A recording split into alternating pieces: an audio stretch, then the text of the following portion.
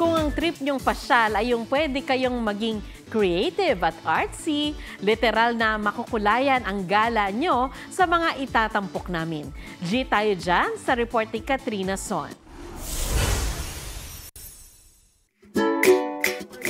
Fun activity para sa magkakaibigan, pamilya o magkasintahan. Iyan ang alok ng art studio sa isang mall sa San Juan. Ang kanilang ipinagmamalaki, ang fluid art. Nag-viral siya abroad, so we decided to bring it into Manila. We wanted people to experience art in a very affordable price. Ang unang step ay ang iyong pagpili ng gagamiting model. More than 100 models daw ang mapagpipilian. Meron dyang aso, pusa at pig. At itong mga models na to, pwede rin daw gawing alkansya. Pagkatapos niyan, syempre, mamimili ka na ng colors. 3 kulay daw ang kakailanganin. At syempre, ready ka nang simulan ang iyong proyekto.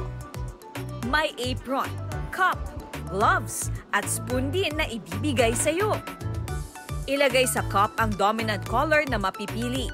Kapag kompleto na ang 2 to 3 color choice, dahan-dahang ibuhos sa napiling model. At ilang segundo lang, may fluid art project ka na. Nalalabas na yung another side of me na malabas yung creativity ko. Kung gusto namang subukan ang pagpipinta, sagot kayo ng isang studio sa Eastwood. It's the first of its kind here in the Philippines. So we offer painting sessions even for first time magpipaint. May couple session, kids session, at group of family session. Meron ding open session kung saan pwedeng mamili ng gagayahing painting. Medyo mahirap pero tutulungan tayo ni Kevin na ma-achieve ito.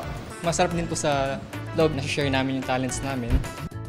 Ang susi raw ay ang tiwala sa sarili at sa proseso. Kasama sa package ang appetizer, snack at drinks. It's really nice to do painting, especially pag stress ka.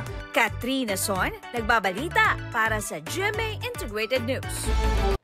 Mga kapuso, alamin ang State of the Nation. Mag-subscribe sa GMA Integrated News sa YouTube.